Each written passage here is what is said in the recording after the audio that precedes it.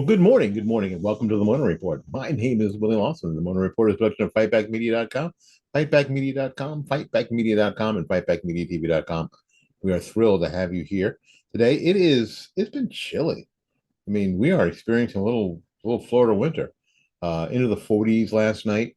I know some of you were thinking 40s is a heat wave, and you're out there in a short sleeve shirt and and shorts and opening the pool up at 40 degrees. We are not here. It is chilly. For those of you who are wondering about my health, we are on the mend.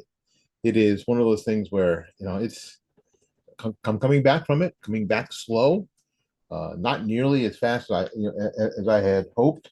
My co-host TC Bell Tobin is down around the floor. You're going to hear her probably as we do this video. Again, thank you for your prayers and your well wishes. They are very, very helpful. All right. Yesterday, day before, presidents from Penn. Are you sick of hearing about Penn? MIT and Harvard were on Capitol Hill to talk about anti-Semitism running rampant at their campuses. Well, Penn, of the three schools, has been the first to bail out. They're just bailing out. University of Pennsylvania chose not to become a long-lasting lightning rod for scorn and mockery after ex-president Liz McGill embarrassed the institution in her congressional testimony last week. McGill, soon to be the former president of UPenn, delivered a tortured and waffled response regarding whether calls for the Jewish genocide constituted harassment and bullying. Wow. It reinforced the narrative that the college campuses have become not just a far left cesspools, but factories for jihadists and their propaganda. Of course, McGill wasn't alone. Harvard and MIT also brought shame to their respective schools. Yet their boards didn't rush to manage the crisis. UPenn's board of trustees held an emergency meeting where the consensus was that McGill should resign. She made that official Saturday, but will remain until the interim president can be selected to replace Hamas Lil. Oh my goodness gracious! With anything within liberal academia, while Penn's board gave McGill the boot, she got something of a lifeline. So she gets to keep her job at the law school. So she's still going to be at the school. She just can't be president anymore. It's satire, but the Babylon Bee had a funny post about what's next for McGill. They have her being the president of the Hamas Institute of Technology. That's awful. Anyway, someone would wonder why this is happening so much at these universities. Why the progressiveness at universities? Well, Walt Williams basically said that the problem with education in America is education schools, is universities. Because most of the people who are involved in education are the least published. They have the lowest entrance scores to higher learning. They are the least accomplished in the world of academia. That is horrendous that you think the people in charge of education are the least accomplished in the world of education. So this is why they can make all these rabbit trails to diversity hires and all this other stuff that you see on campuses. Because as far as academic accomplishments, these people have very little. In this opinion piece by Derek Hunter, he says that he's on a TikTok, and he represents and he recommends that you get off TikTok too. And this is really not about TikTok, but about academia. Major universities in this country are run by diversity hires who couldn't bring themselves to condemn calls for genocide because they were made against Jews. When the presidents of Harvard, MIT, and University of Pennsylvania testified on the Hill last week, their steadfast insistence that calls for genocide needed context. to determine if they were bad or if they were insane. Now, if someone showed up on the university campus, I don't know, pick one, and said, I am for the extermination of all Black people in America. We should kill every Negro in America.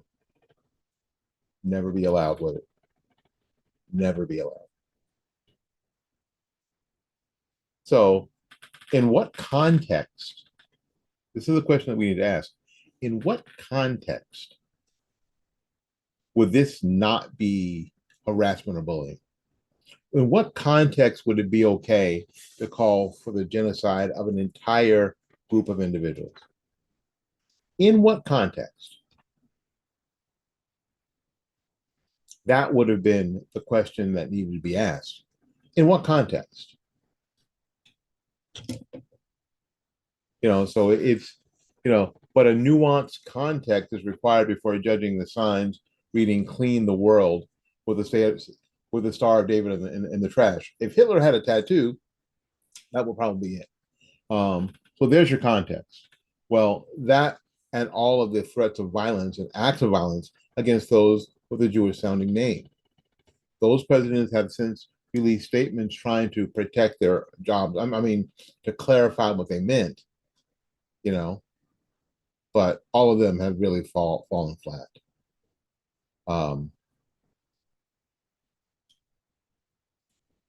Harvard President Claudine Gay said, I failed to convey what is my truth. See, this is the nonsense and the ridiculousness of education and people in higher education. There is no my truth, there is only truth. She seems to be okay with people on her campus calling for the genocide, the extermination of an entire group of people. She seems to be okay with it. She seems to sort of dig her heels in because being questioned by a Republican, and I can't condemn it because I'll be agreeing with you and I hate you. So they've got that going on too. So she's being grilled by a Republican because she can't possibly agree with her because that would somehow, I don't know, break her bond with Barack Obama. I don't know. Who knows? Diversity hires. The only one, like I said before, the only one that is going to lose her presidentship is Liz McGill over at UPenn. Will male swimmers swimming on women's team. Yeah, same place. These people are I don't know if they're unstable. People, Derek Hunter wants to call them unstable. But they are ideological slaves to the point they can't bring themselves to entertain the idea that they may indeed be wrong. There's an ideological narcissism here that is incredible. These people can't even for a minute believe that they may have overstepped. They may have gone beyond the pale on some of these things that they say that they believe in or that they support. But again, we talked about it a minute ago. Those in education are the least accomplished, the least published, the lowest entrance scores in all of academia. Is people who have the least amount of ability having the most amount of power. What could possibly go wrong? We'll be back. Get my mouse. Where's my mouse? There it is. We'll be back right after this. What's going on, Tampa? Jeff Dow from JD's Pressure Washing here again, and we wanted to share something really cool with you that we're going to be doing that you can be a part of. Tampa is home to 21,000 veterans. We all love our vets, and being one myself, we wanted to find a way that we could give back. So here's what we're going to do.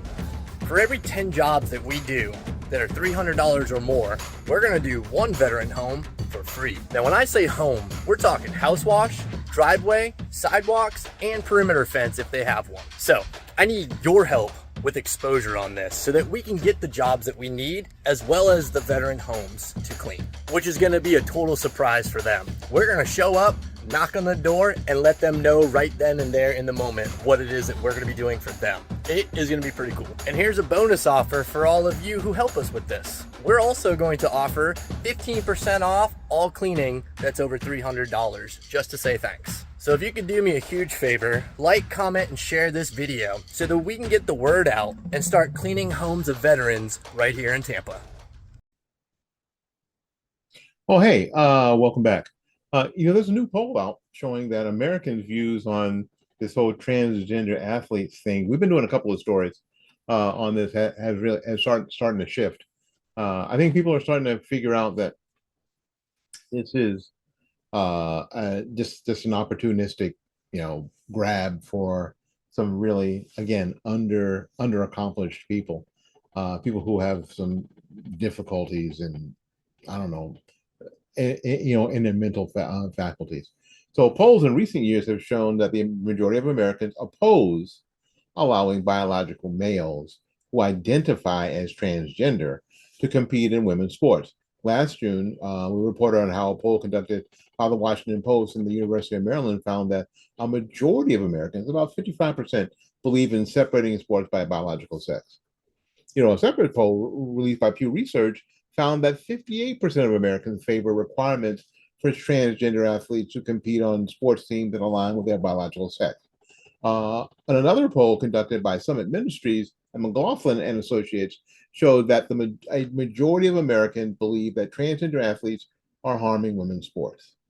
In the findings, 60% of respondents said that Biden administration's recent Title IX changes that allow sex to include gender identity and allow transgender athletes to compete against women has had a harmful impact to women's sports and biological female athletes.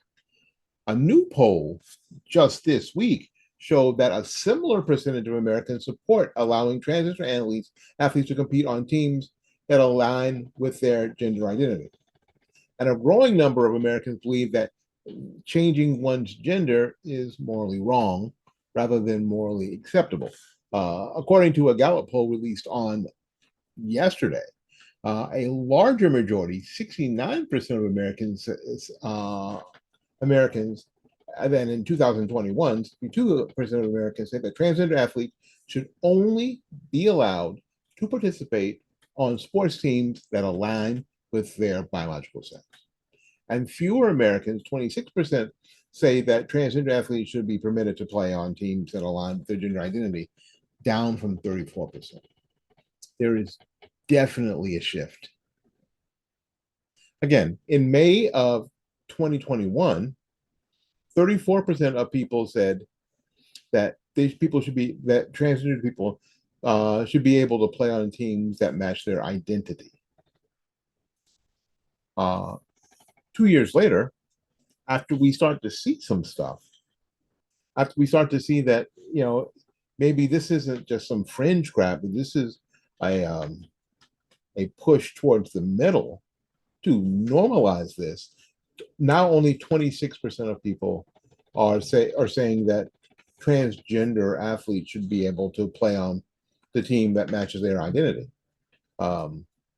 Back in May of 2021, 62% of people said they should only be able to play in the sport that matches their biological sex, their birth gender. And that's gone up 7 points to 69% 2 years later. People are starting to realize the scam. Republicans, Democrats, and independents are modestly less supportive of transgender athletes playing on current gender identity teams than it was 2 years ago. Everybody is pretty much. The shift is that 93% of Republicans think that dudes should be on dudes teams and chicks should be on chicks teams. While only 67% of independents say that, and 48% of Democrats say that. Now, as far as Republicans go, from 2 years ago, that's a 7-point increase, a 4-point increase with independents, and a 7-point increase with Democrats. People are starting to get hip to the scam. Gallup noted that over 20 states have created laws that impact women's sports from transgender athletes. In addition to several states have passed laws restricting access to irreversible transgender surgeries and hormone therapies for kids. These policies, it noted, are generally in line with the U.S. public opinion on these issues. What do you think? I'm sure you have an opinion. If you're watching this podcast, you have an opinion. But just write it down there in the comments. I'd love to hear from you. I'd love to comment on it. All right, we got to get out of here and make room for somebody else. So until we see you again, go out there and learn something, love somebody. And for goodness sake, y'all take care of yourself. We will see you when we see you. Bye-bye now.